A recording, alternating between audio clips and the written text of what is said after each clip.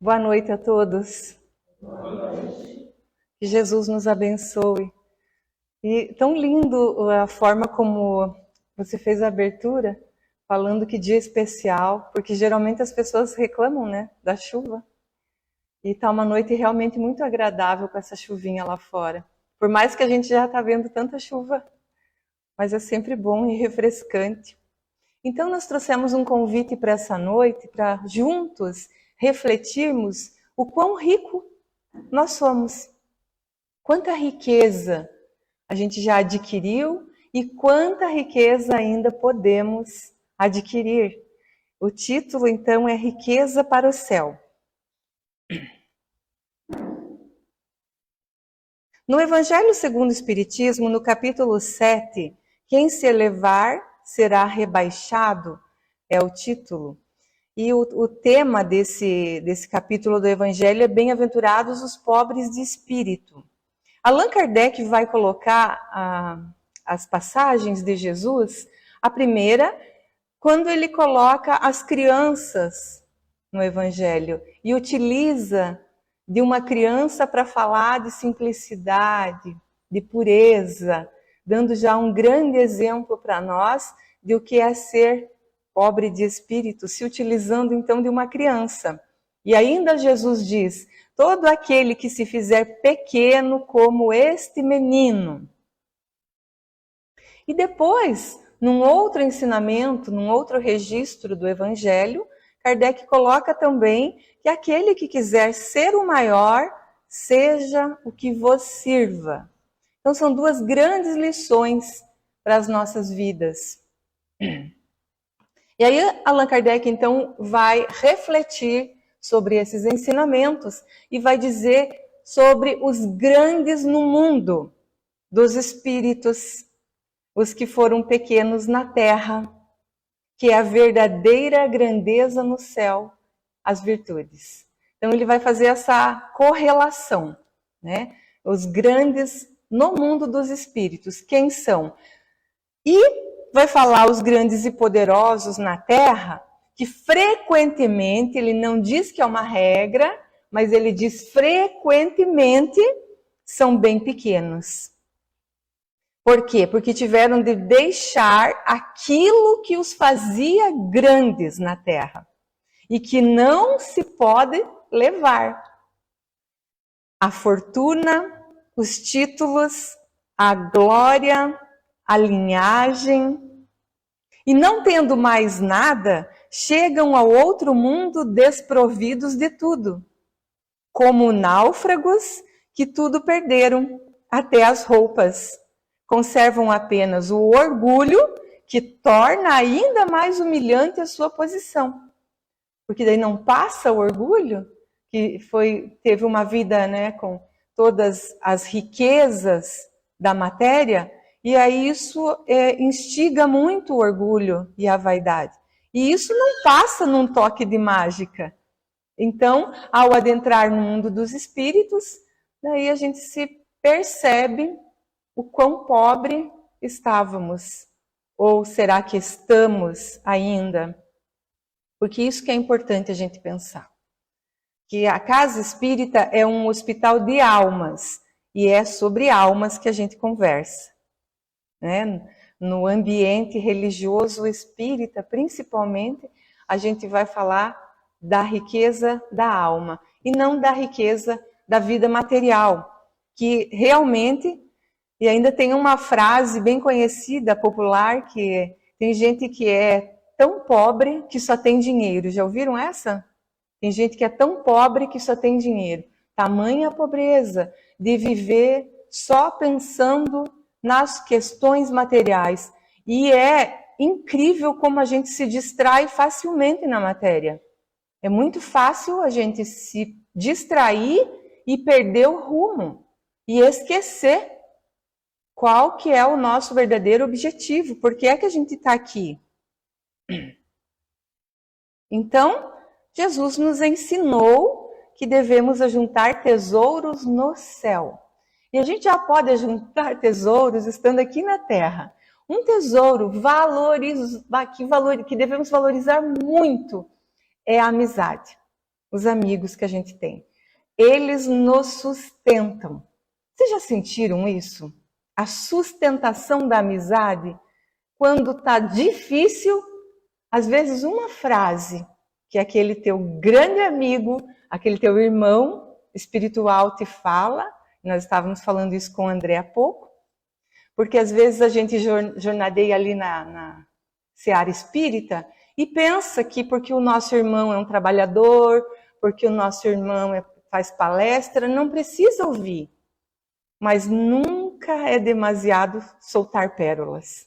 E a pérola que eu ouvi muito na trajetória com o meu pai, do André, foi que quando Deus vê que o joelho não vai aguentar, ele tira o peso. Então isso me sustentou na trajetória, porque meu pai ficou 10 anos enfermo, e o último ano foi o mais difícil. E esse último ano foi o que me sustentou. E André não sabe a gratidão que eu tenho a ele por essa frase que me sustentou e eu sei que vai me sustentar agora para o resto da vida. Então, como é importante, como é precioso, como a gente é rico quando tem amigo, né? Não tem preço. E aí na lição 177 do livro Fonte Viva, que é bem importante se vocês puderem dar uma lida, esse livro, se a gente não tiver ele físico, a gente consegue acessar até pelo celular, né? Tem a lição 177, que Emmanuel vai refletir sobre essa frase, juntai tesouros no céu. E nós pegamos só um pedacinho dessa mensagem. Então é importante fazer a leitura dela, porque é bem profunda. Então nesse pedacinho aqui, Emmanuel vai dizer que nós devemos crescer na virtude e incorporar a verdadeira sabedoria. Grifo nosso. Por que é que Emmanuel fala verdadeira sabedoria? Porque até isso existe falsa sabedoria.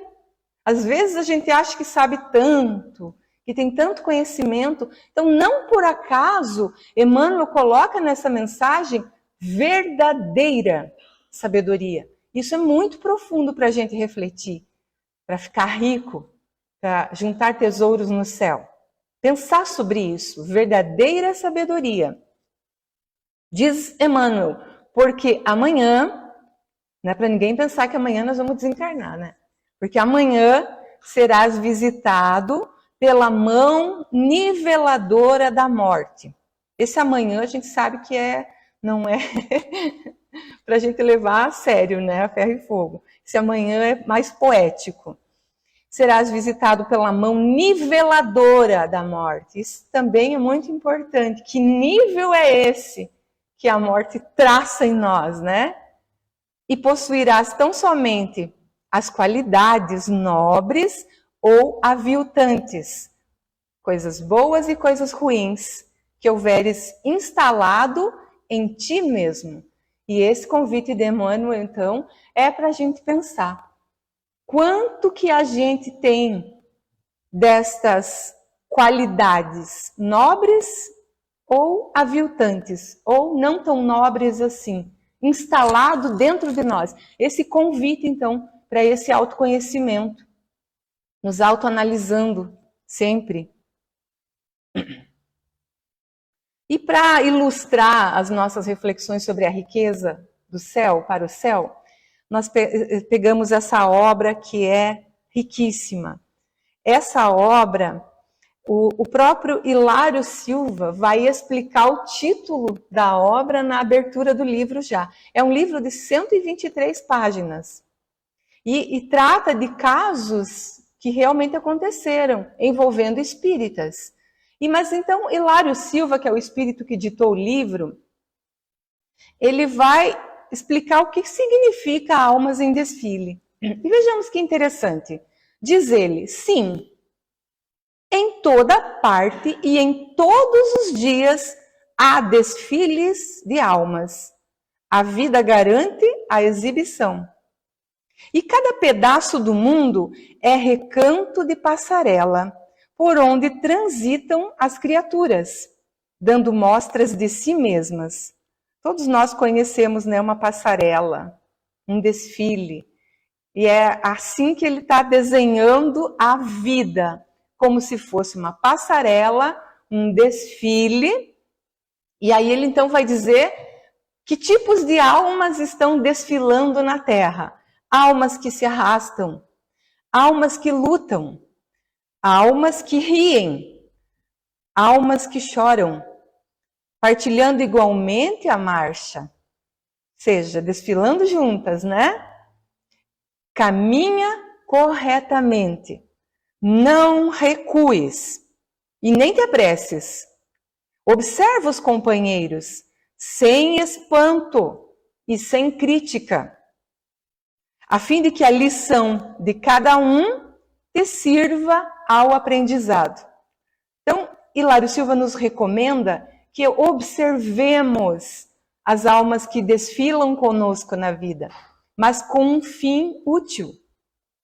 E também saber observar, não se espantar e não criticar. Apenas extrair desse desfile do qual nós participamos lições que vão nos tornar mais ricos.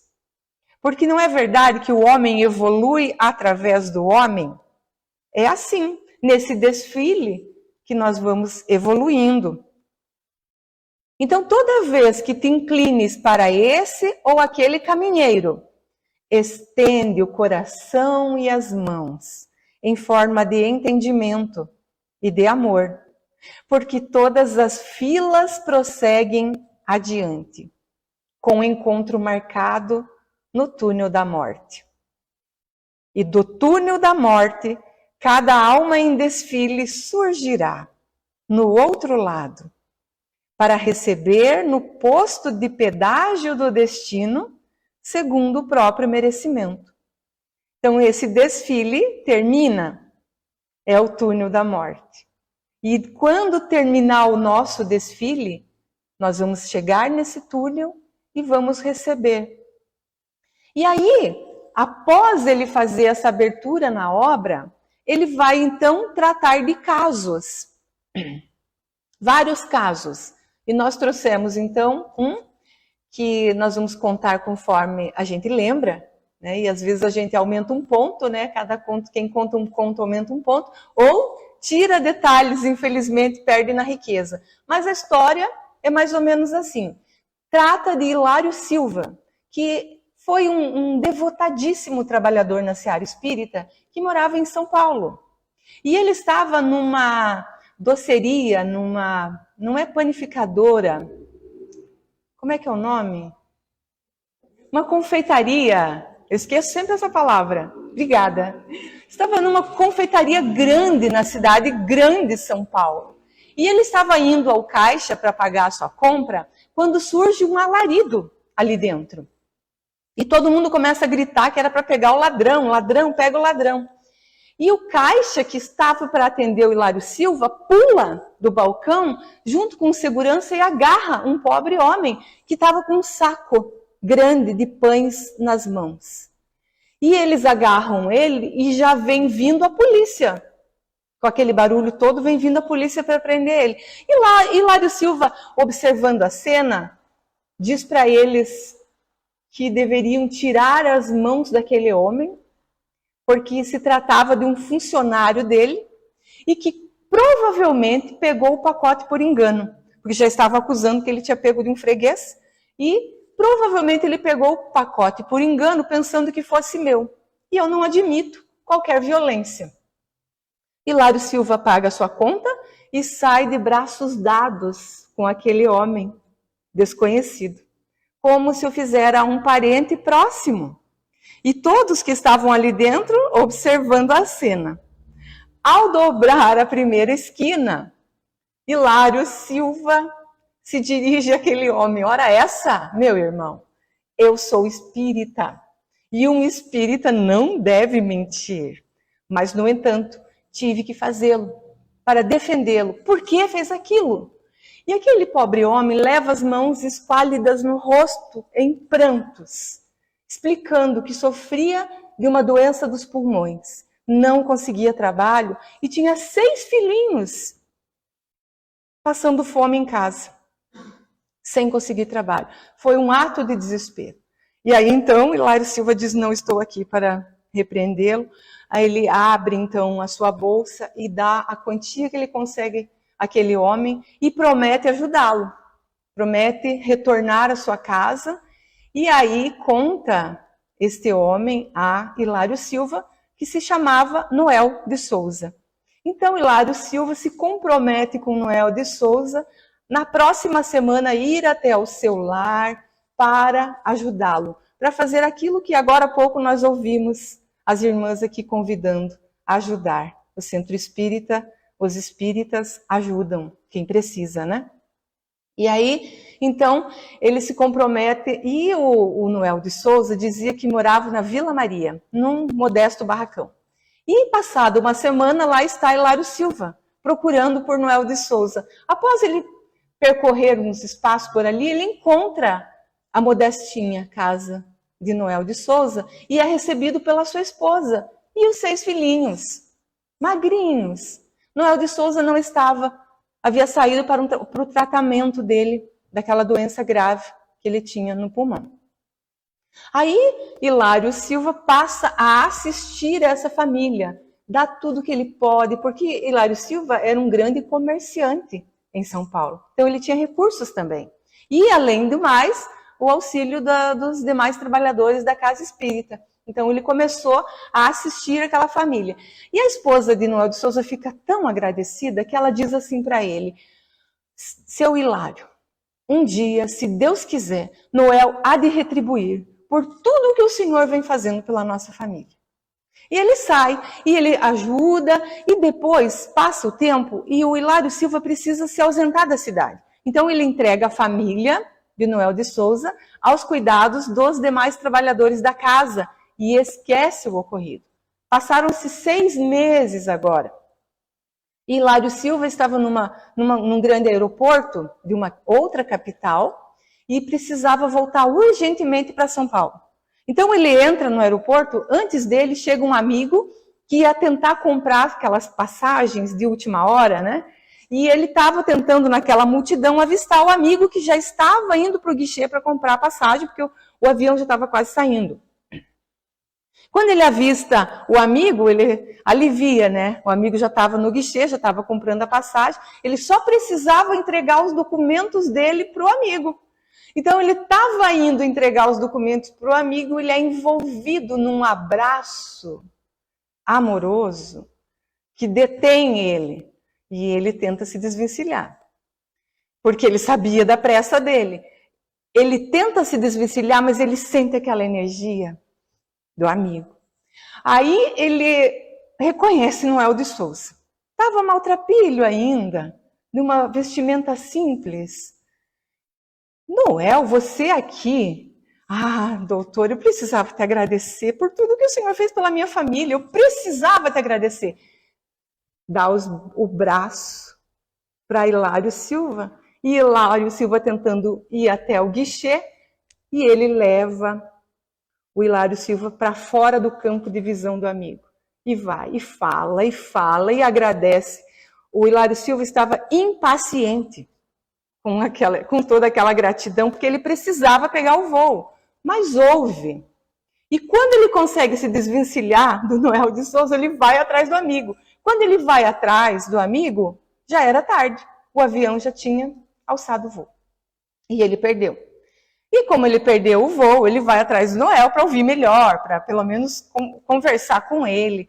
E procura, e não encontra o Noel ali no aeroporto. Passaram-se 4 horas e o Hilário Silva vem a saber que o avião que ele perdera caíra e não teve nenhum sobrevivente. Então, ele aguarda o próximo voo e retorna para São Paulo. Chegando em São Paulo, ele vai direto na casa de Noel para agradecer. E quando ele é recebido pela esposa e diz, eu preciso agradecer, ele salvou a minha vida. A esposa diz que Noel havia desencarnado há 2 meses. Faziam 2 meses que Noel de Souza desencarnara. E ele estava, então, como nós espíritas sabemos, em espírito, ainda aquele tesouro de amigo, salvando a vida dele. Então, estas reflexões a respeito da amizade, que é a maior riqueza que nós podemos ter nesse mundo, é o que nos vai sustentar aqui e além, nós devemos, então, caminhar sempre com isso. E essa história, então, nos ilustra muito bem. Trata também da morte, que é o que nós vamos falar. Porque se nós estamos falando de riqueza para o céu, nós precisamos saber como assim, né? Então, nos diz Santo Agostinho, numa das mensagens mais lindas do Evangelho segundo o Espiritismo, que é a progressão dos mundos. Ele fala essa frase, tudo morre para renascer, porque Deus quer que tudo se engrandeça e prospere. Então vejam, tudo morre para renascer. Não morre porque morreu, porque acabou. Morre para renascer. E a própria destruição, que parece para os homens o fim das coisas, é apenas um meio de renascer. E nada volta para o nada. Nada volta para o nada. Então, nas bem-aventuranças, quando estamos passando por aflições, que Jesus nos disse que seremos consolados, se estamos aflitos, ele indica ao mesmo tempo a compensação, que espera os que sofrem, e a resignação, que nos faz bendizer o sofrimento como prelúdio de cura. São duas coisas importantes quando Allan Kardec vai refletir sobre essa outra bem-aventurança, que é as nossas aflições que passamos, as nossas dificuldades, como Noel de Souza viveu, aflito. Então, a gente ter essa certeza que receberemos a recompensa. E essa ressignificação é dar um novo sentido para o que a gente passa na vida também. Porque a gente poderia, o Hilário Silva poderia ter ficado muito bravo ali durante aquele período, mas depois ele viu que tinha um significado aquela dificuldade que ele passou. E assim na nossa vida também. Então, resignação significa isso. A gente olhar para a nossa aflição, para a nossa dificuldade e dar um novo sentido, sobre uma nova ótica. E somente assim seremos bem-aventurados. Ou seja, felizes. Né? Porque senão não vai dar certo. E também, como está chegando o final do ano, nós pensamos nessa parte aqui que começa a dar um friozinho na nossa barriga, porque está terminando um ano e nós vamos ter a passagem.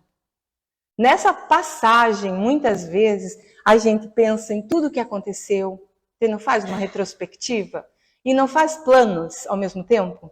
Planos e retrospectiva. A gente às vezes olha muitas dificuldades, decepções, dores, tristezas, e olha as alegrias, olha o que deu certo, sonhos realizados, e faz planos para o próximo ano. Então, é a passagem. Como é importante essa passagem! Mentira. A verdadeira passagem que é importante é aquela que faremos quando nos depararmos com o túnel da morte, quando chegar a nossa vez. Então, para que a gente já vá ficando cada vez mais rico, é importante a gente pensar que um dia nós faremos, todos nós aqui, os reencarnados, faremos a nossa passagem. Não tem jeito. Disso nós não temos como escapar. E no livro Céu e Inferno, que é uma obra riquíssima, e que até alguns anos hoje eu já não sei mais, era a obra menos lida do Pentateuco kardeciano, a obra Céu e Inferno, que pena, porque é uma obra riquíssima. E tem uma parte da obra O Céu e o Inferno, depois que termina aquelas explicações todas sobre o que é céu, o que é o inferno, tudo que a gente acreditou até hoje, Kardec traz e faz a gente ver que, puxa vida, é tanta coisa, tanta lenda, qual que é a realidade, o que é céu, o que é inferno. Aí Kardec entra com a passagem. Por que Kardec coloca a passagem? Que na sequência ele vai colocar o que ele chamou de exemplos. Que são os exemplos? Se alguém olhar para nós espíritas e dizer ninguém voltou para contar, a gente diz voltou. Dá uma lida lá na obra Céu e Inferno. Dá uma olhada na obra do Chico, que teve até Foi comprovado cientificamente que ele estava falando a verdade. Então voltou, né? E os 20 casos de Ian Stevenson sobre os casos de reencarnação, que ele cientificamente pesquisou e comprovou. Então voltou, né? E na obra Céu e Inferno, tem vários casos que vão nos fazer despertar para a nossa realidade e para o que a gente vai encontrar. E antes de Kardec entrar com esses casos, ele dá uma preparada no terreno, né? Que nem diz. Ele prepara o terreno para trazer os casos. Como que ele prepara o terreno? Ele fala da passagem. Como é que ele vai explicar a passagem? Sério mesmo. É a parte mais importante da obra Céu e Inferno. Isso que eu estou falando de mim, né? Não posso falar por cada um aqui que interpreta a obra, mas a passagem é a parte mais importante da obra Céu e Inferno. Se vocês puderem, deem uma lida. Vocês vão ver o que eu estou falando. São poucas páginas, bem pouquinhas mesmo. Então, Kardec vai começar falando que nós temos confiança na vida futura. Ou é mentira? Tem alguém aqui que não confia na vida futura? Que medo, né? Quando a gente faz uma pergunta dessa, vai que alguém levanta a mão. A gente tem que chamar aqui para conversar, né? Todo mundo confia na vida futura, né? Então, ele vai dizer que a confiança na vida futura não exclui as apreensões da passagem desta vida a outra. Não exclui aquele friozinho na barriga. Lembra que nós falamos da virada do ano? Que é mentira, né? O friozinho na barriga vai dar quando a gente chegar a hora da nossa passagem de verdade. Que vamos voltar para a nossa realidade. Que aqui não é a nossa realidade. Nós não somos daqui, né? Então, não exclui as apreensões da passagem. E aí ele vai dizer medo da morte? Temos medo da morte? Vamos pensar agora junto aqui. Será que nós temos medo da morte ou não?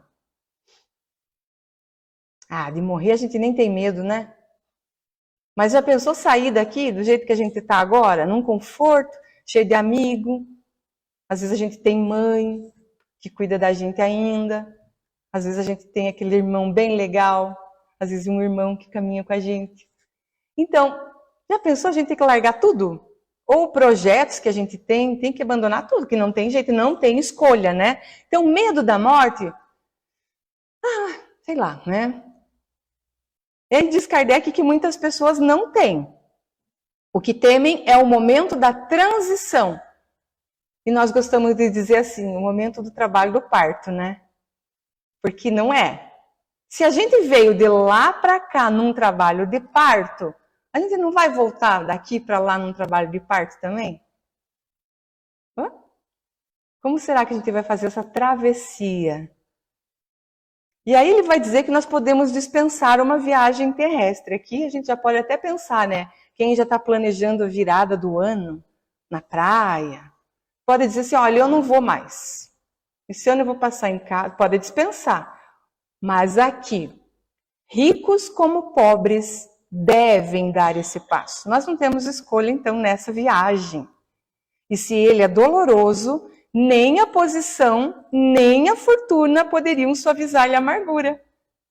Nós não podemos escolher a qual classe nós vamos viajar. Não importa quanto que a gente tem no bolso, né?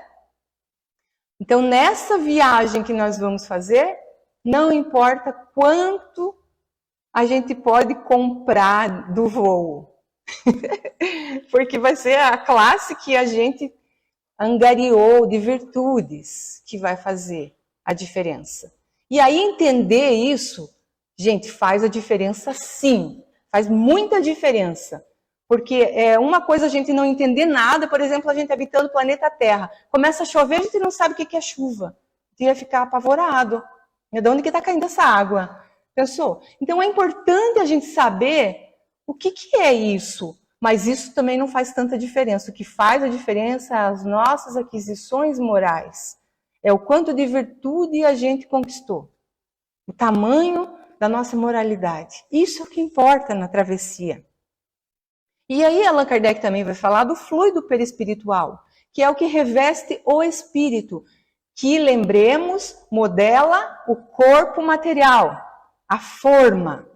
É o perispírito que dá a nossa forma hoje que nós estamos transitando aqui na matéria, e não o contrário. Por isso que a ciência não explica muita coisa. Se não admitir o perispírito, vai continuar não explicando. Porque é o perispírito que é o modelador do nosso corpo, né? Então, o fluido perispiritual se liberta pouco a pouco de todos os órgãos. Nós temos uma carga fluídica nesse nosso invólucro. Esse fluido vai se libertando, vai desagregando pouco a pouco, de modo que a separação não é completa e absoluta, a não ser quando não resta um único átomo do perispírito unido a uma molécula do corpo. Separa todos os pontos, que a gente chama, pontinhos, tudo ligadinho, vai se separando um a um. Hoje já até, ele fala aqui em átomo, hoje já tem divisões maiores, né? Átomo que quer dizer que não pode dividir, que é uma parcelinha. Hoje tem quarks, tem mais uma outra parte também, que é menor do que quarks, né? Então assim nós vamos, né? Vamos descobrindo, a ciência vai avançando. E aí nós passamos pela perturbação, que aí também os espíritas costumam ter um pouco de medo da perturbação, que a gente não sabe o que vai acontecer com a gente. E quanto tempo a gente vai passar no umbral, né? Então, nesse momento, a alma experimenta um entorpecimento. Allan Kardec é tão legal com a gente, porque ele faz a gente entender que a gente não vai estar lúcido no processo. O que vai acontecer? A gente vai tomar uma anestesia, olha que legal. Né? Porque a gente vai para uma cirurgia, a gente pensa assim, meu Deus, vão tirar meu coração aqui fora, eu vou olhar tudo, mas a gente toma uma anestesia. A gente nem vê, quando a gente vê já está com o coração novo, não é? Então, na hora da passagem, a gente experimenta um entorpecimento, ou seja, uma anestesia, que paralisa momentaneamente suas faculdades e neutraliza, ao menos parcialmente, as sensações. Vai passando o medo, não vai? Agora com a anestesia fica mais fácil. E nem leva picada ainda de agulha, porque às vezes a gente pensa assim, não, vai ter anestesia, não, mas a agulha dói. E a gente fica com medo da anestesia. Mas nessa passagem não tem agulha. Neutraliza. A espiritualidade, ela é tão perfeita, ela é tão nossa amiga, tesouro nosso mesmo, espiritualidade superior, que eles cuidam de tudo. São perfeitos. Então acalmemos os nossos corações. E aí Allan Kardec vai dizer que ao ver a calma de certas mortes e as terríveis convulsões de agonia de outras, já se pode julgar, as sensações não são sempre as mesmas. E aí ele vai dizer então, se tem diferença, quem pode nos informar a esse respeito? Quem nos descreverá o fenômeno fisiológico da separação da alma e do corpo? Quem nos dirá das impressões nesse instante supremo? Quem? Quem vocês acham? Gente, modéstia à parte, né? O Espiritismo.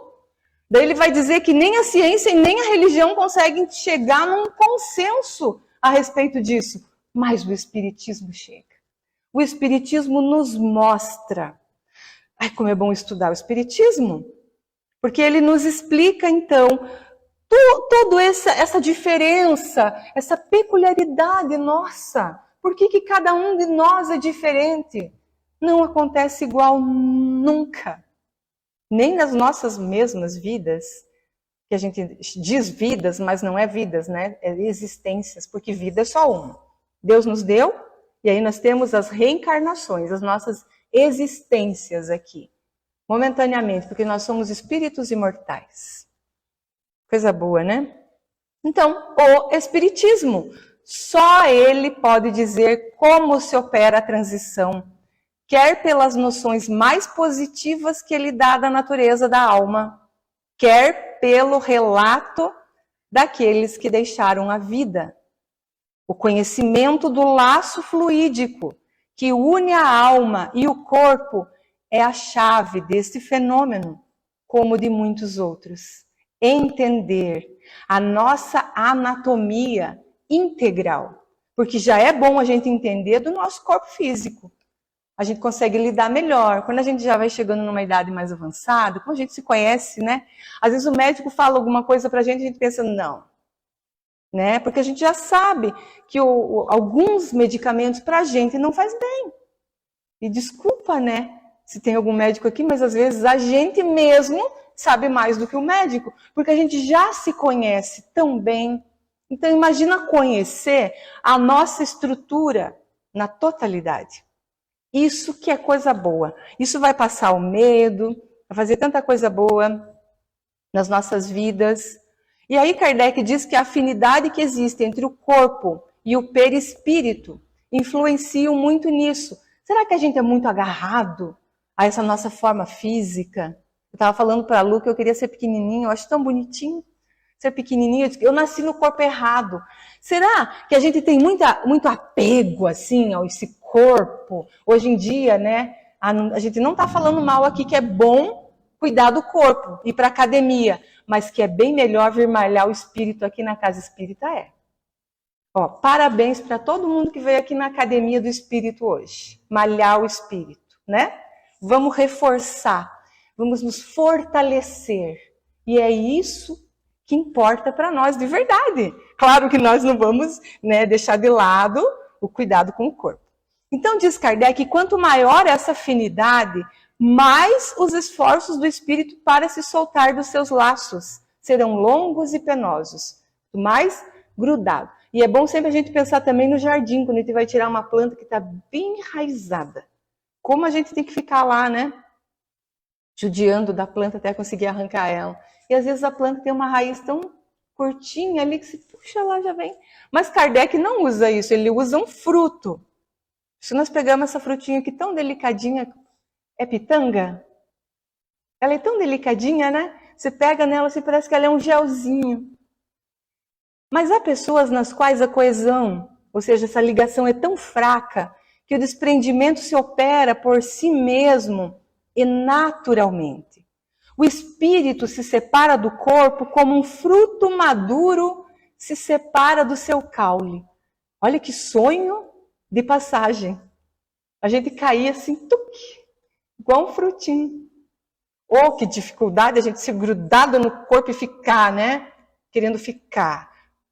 Claro que a gente não está falando aqui que é para a gente ficar desejando a morte, querendo passar. Não é isso. Quando chegar o nosso momento, porque se a gente antecipar, a gente sabe que o sofrimento, e aí Kardec também vai falar sobre isso, é muito maior. Então devemos cumprir com o nosso tempo aqui, com o nosso planejamento reencarnatório, da melhor forma possível, que quando chegar a nossa hora, se a gente estiver poupando para as riquezas do céu, a gente vai desprender assim. Então nós não precisamos nos preocupar tanto, né? O espírito sofre tanto mais quanto o desprendimento do perispírito é mais lento.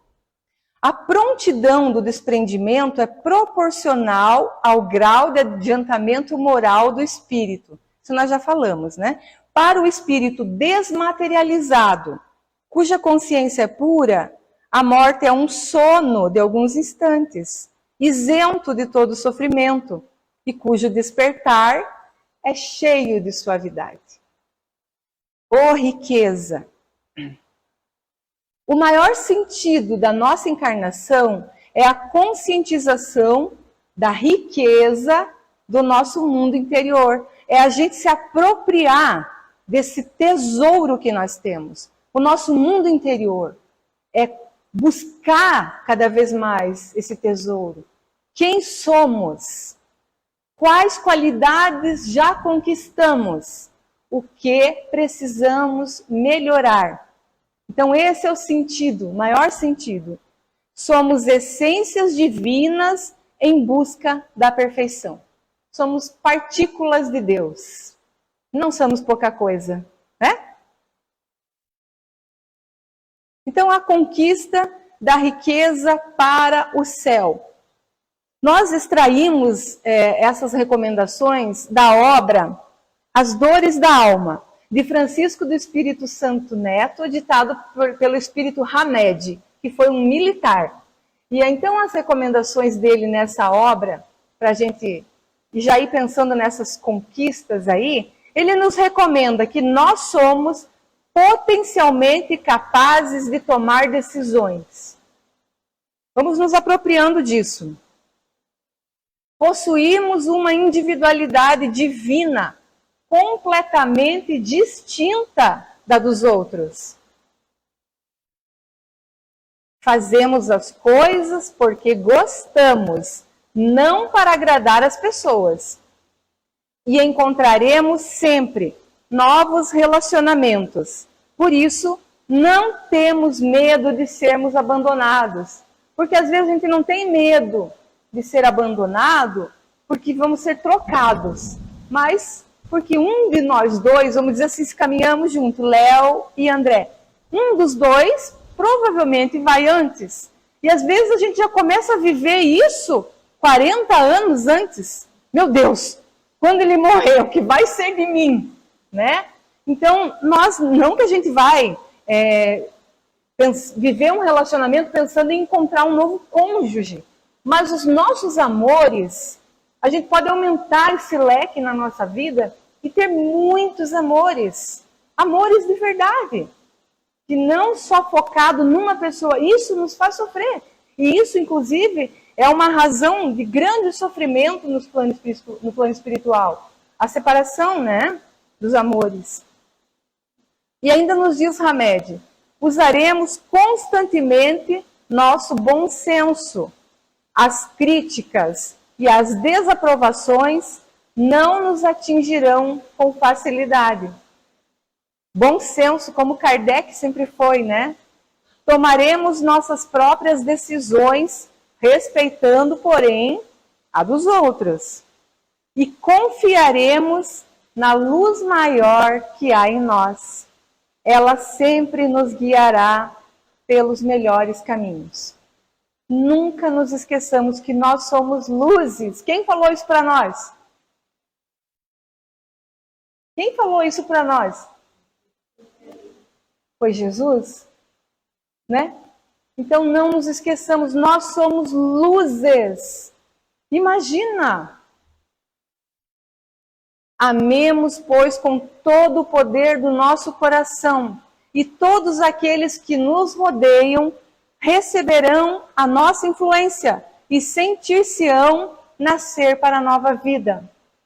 Assim como os dois personagens da nossa história, amando de todo o nosso coração, e seremos sempre envolvidos, estaremos de braços dados, sempre com alguém. Numa corrente, né? Uma corrente linda. Tenhamos sempre gratidão a Deus. Gratidão a Deus por tudo. Pela oportunidade da vida, pela saúde e pela doença, pela riqueza e pela pobreza, pela família que estamos inseridos hoje, que é a melhor que Deus escolheu para nós, para o nosso adiantamento, que é o nosso objetivo aqui. Pelos amigos, por estarmos inseridos no Espiritismo, que é a chave que desvenda muita coisa que antes a gente não entendia, como é bom viver como espírita. Então, tenhamos sempre muita gratidão. Eu, nesse momento, tenho muita gratidão a todos aqui, os corações amigos, que a gente vai fazendo amizade cada vez que vem aqui, vai lembrando dos rostinhos. E é tão bom a paciência de todos em nos ouvir, que a gente fica empolgado e às vezes, né, a gente até acaba ficando meio chato, mas então muito obrigado pela paciência e atenção de todos, mas não nos esqueçamos, lembrando da história de Hilário Silva, lembremos de agradecer, principalmente por todo o mal que nos foi evitado. Nós não temos noção de quanto mal nos é evitado.